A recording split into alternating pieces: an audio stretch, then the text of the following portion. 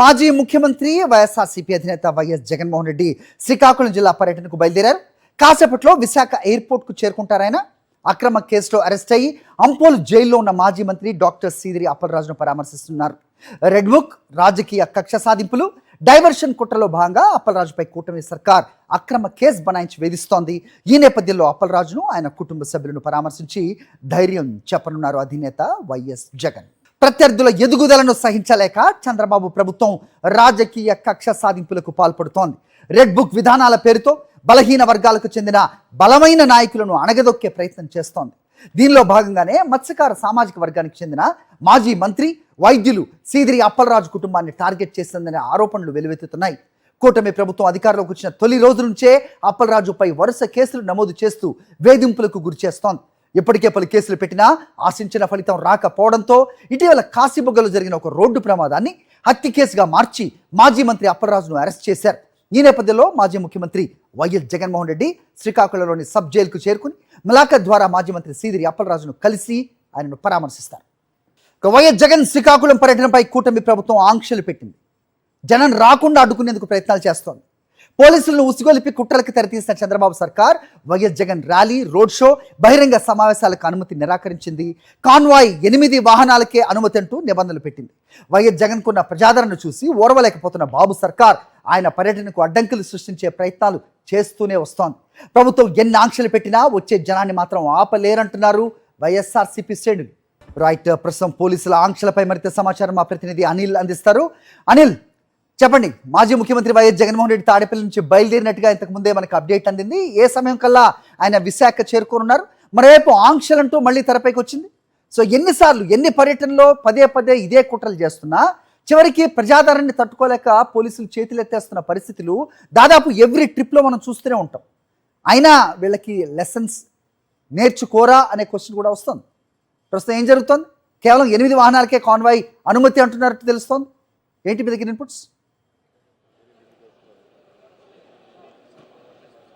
ఖచ్చితంగా హరి, ఎన్ని ఆంక్షలు పెట్టినా వైఎస్ఆర్సీపీ నేతలతో పాటు మాజీ ముఖ్యమంత్రి వైఎస్ జగన్ అభిమానులు పెద్ద ఎత్తున తరలి వస్తారు. వేలాదిగా విశాఖపట్నం ఎయిర్పోర్ట్కి వచ్చి తమ అభిమాన నేతకు ఘన స్వాగతం పలికేందుకు వైఎస్ఆర్సీపీ శ్రేణులంతా కూడా ఎయిర్పోర్ట్కి చేరుకునేటువంటి క్రమంలో ఉన్నారు. దాదాపు 11 గంటల సమయంలో మాజీ ముఖ్యమంత్రి వైఎస్ జగన్ విశాఖ ఎయిర్పోర్ట్ నుంచి బయటకు వచ్చి రోడ్డు మార్గం ద్వారా శ్రీకాకుళం వెళ్తారు. అక్కడ అక్రమ కేసులో ప్రభుత్వం అరెస్టు చేసినటువంటి మాజీ మంత్రి డాక్టర్ సీదిరి అప్పలరాజుని పరామర్శించబోతున్నారు. వారి కుటుంబ సభ్యులను కూడా కలిసి ధైర్యం చెప్పబోతున్నారు. ఎన్ఏడి, గోపాలపట్నం, సింహాచలం, ఆనందపురం, ఏదైతే అడివరం మీదుగా సొంటెం ఆనందపురం వెళ్ళి ఆ తర్వాత విజయనగరం టచ్ చేస్తూ శ్రీకాకుళం వెళ్ళబోతున్నారు. ఈ మార్గ మధ్యంలో ఎక్కడికక్కడ వైఎస్ఆర్సీపీ నేతలను పోలీసులు అడ్డుకునేటువంటి ప్రయత్నం చేస్తున్నారు. పెద్ద పెద్ద బారికేడ్లు పెట్టి ఎవరిని కూడా ఆ వెంట రాకుండా అడ్డుకునేటువంటి ప్రయత్నాలు చేస్తున్నారు. ఇదే అంశానికి సంబంధించి మనతో మాట్లాడేందుకు మాజీ మంత్రి బాలరాజు, అలాగే వైఎస్ఆర్సీపీ నేతలు ఉన్నారు. మాట్లాడదాం. సార్, ప్రభుత్వ తీరుని, పోలీసుల తీరుని ఎలా చూస్తారు? ఎక్కడికక్కడ ఆంక్షలు పెడుతున్నారు. మీరు లోపలికి రావడానికి కూడా పోలీసుల వలయాన్ని ఛేదించుకుని లోపలికి వచ్చారు. పరిస్థితి ఎలా ఉంది? ఈ పోలీసులని మనం చెప్పలేం. ఎందుకంటే ప్రభుత్వ విధానాలు చాలా దుర్మార్గమైనటువంటి ఆలోచనతో ఉన్నాయి. వైఎస్ జగన్మోహన్ రెడ్డి అనేటువంటి నాయకుడు ప్రజల మనిషి. ఆయన అధికారంలో ఉన్నా లేకపోయినా ఎప్పుడు కూడా ఆయన ప్రజలు అభిమానించే మనిషి, ప్రజల మనసులో, ప్రజల హృదయాల్లో ఉన్నటువంటి మనిషి. ఆయన ఇల్లు దాటి అడుగు బయటికి పెట్టగానే ఒక ప్రభంజనం మాదిరిగా ప్రజలందరూ కూడా ఉవ్వెత్తున స్వచ్ఛందంగా కదిలి వస్తున్నారు. దాన్ని చూసి ఓర్వలేక మరి అధికారంలో ఉన్నటువంటి ప్రభుత్వం, చంద్రబాబు నాయుడు గారి ప్రభుత్వం మరి అనేకమైన ఆంక్షలు పెట్టడమే కాకుండా నిర్బంధాలు ఎక్కడికక్కడ ఆయన ప్రజాస్వామ్య పద్ధతిలో ఎక్కడ కష్టం వచ్చినా, ఎక్కడ ఎవరికి ఇబ్బంది కలిగినా తన శ్రేణుల్ని కానీ ప్రజల్ని కానీ ఓదార్చడం అనేటటువంటిది ఆయన మొదటి నుండి చేస్తున్న పని. ఒక ధైర్యాన్ని ఇస్తున్నారు, ఒక మనోధైర్యాన్ని ఇస్తున్నారు ఆ కుటుంబాలని కానీ, ఆ కుటుంబ సభ్యులను కానీ. ఎక్కడ కష్టం జరిగినా, ఏం జరిగినా ఈ ఒక్క కార్యక్రమమే కాదు, ఏ కార్యక్రమమైనా కూడా విపత్తులు వచ్చినప్పుడు కానీ, నష్టం జరిగినప్పుడు కానీ, ఎలాంటి ఒక సంఘటనలు జరిగినప్పుడు కానీ అనేక సంఘటనల్లో ప్రజలు ఉవ్వెత్తున తరలి రావటం అనేటటువంటిది అది జగన్మోహన్ రెడ్డి గారికి భగవంతుడు ఇచ్చిన వారం. అది రాజశేఖర రెడ్డి గారు, దివంగత నేత రాజశేఖర రెడ్డి గారి తర్వాత జగన్మోహన్ రెడ్డి గారిని రాష్ట్ర ప్రజానీకం అందరూ కూడా తన హృదయాల్లో దాచుకున్నారు. ఆయన బయటికి రాగానే అందరూ స్వచ్ఛందంగా వస్తున్నారు. మేమేమి తరలించడం కానీ, లేకపోతే మేము ప్రస్తుతం అధికారంలో లేము, ఆయన అభిమానంతో అభిమాన నాయకుడు వస్తున్నాడు చూడాలి కలవాలి అనేటటువంటిది ప్రతి ఒక్కరిలో ఉంది. దాన్ని ఓర్వలేక ఎక్కడైనా సరే వీరిని కట్టడి చేయాలని ఈ దుర్మార్గపు ఆలోచనలతో ఈ ప్రభుత్వం చంద్రబాబు నాయుడు గారి నాయకత్వంలో అందరికీ అన్ని శాఖల వారికి ఆదేశాలు ఇచ్చి ఎక్కడికక్కడ నిర్బంధించి అందరినీ కూడా ఎక్కడికక్కడ అడ్డి వారిని రాకుండా చేసి ప్రజాదరణ లేదు అనే ఒక మాట చెప్పడానికి చేసే ప్రయత్నం ఇది. కానీ ప్రజల హృదయాల్లో ఉంది, ప్రజల గుండెల్లో ఉంది. ప్రజలకి ఎప్పుడు అందుబాటులో ఉండే నాయకుడిగా జగన్మోహన్ రెడ్డి గారు రాష్ట్ర ప్రజానీకానికి దేశ ప్రజానీకానికి తెలుసు అందరికి కూడా. కాబట్టి ఇప్పుడు ఇలాంటి ఆంక్షలు కానీ లేకపోతే ఈ బారికేడ్లు కానీ ఈ నిర్బంధాలు కానీ వైఎస్ఆర్ కాంగ్రెస్ పార్టీ శ్రేణులకి జగన్మోహన్ రెడ్డి గారి అభిమానులకి మరి ఎవరు ఏమి కూడా ఇవి అడ్డుకోవు. ఈ నిర్బంధాలు కానీ ఈ రకమైనటువంటి బారికేడ్లు కానీ ఆంక్షలు కానీ మాకేమి అడ్డుకావు. అయినప్పటికైనా నడిసైనా ఏ రూపాయనైనా చేరుకోవాలనేది మా లక్ష్యం. తప్పకుండా చేరుకుంటున్నారు, అందరూ చేరుతారు. మేము ఎక్కడ కూడా నిబంధనలకు ఉల్లంఘన చేయటం లేదు, ప్రభుత్వ వ్యతిరేక కార్యక్రమాలు చేయట్లేదు. ప్రజాస్వామ్యబద్ధంగా శాంతియుతంగా మా నాయకుడు వస్తున్నాడు, స్వాగతం పలకాలనేది మా తాలూకా ఆకాంక్ష. అందుకు ఇన్ని ఆంక్షలు పెట్టాల్సిన అవసరం లేదు. పర్మిషన్లు ఇవ్వడంలో కానీ లేకపోతే వెహికల్స్ అలౌ చేయడంలో కానీ ప్రజలు రావడంలో కానీ అన్ని చోట్ల కూడా ఎంతకాలం అడ్డగలుగుతారు?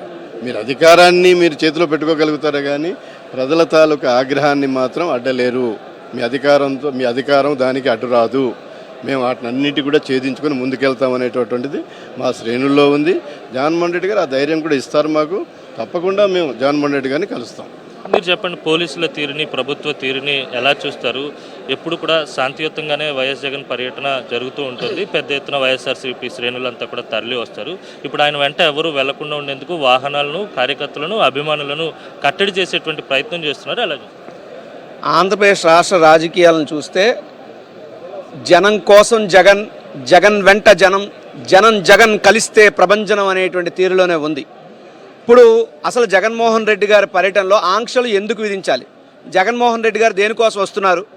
ఈ యొక్క కూటమి ప్రభుత్వం చేస్తున్నటువంటి విష ప్రచారాలు, అబద్ధాలు, అక్రమాలు, అన్యాయాల మీద జగన్మోహన్ రెడ్డి గారు అడుగులే పిడుగులై వీళ్ళ తాలూకు అబద్ధాలను బద్దలు కొడుతుంటే దాన్ని చూసి తట్టుకోలేక ఓరవలేక జగన్మోహన్ రెడ్డి గారు బయటకు వస్తే అసలు విషయం వాస్తవం రాష్ట్ర ప్రజానీకానికి మరింత లోతుగా చేరువవుతుంది అనేటువంటి ఒక భయాందోళనలో ఈ కూటమి ప్రభుత్వం ఉంది.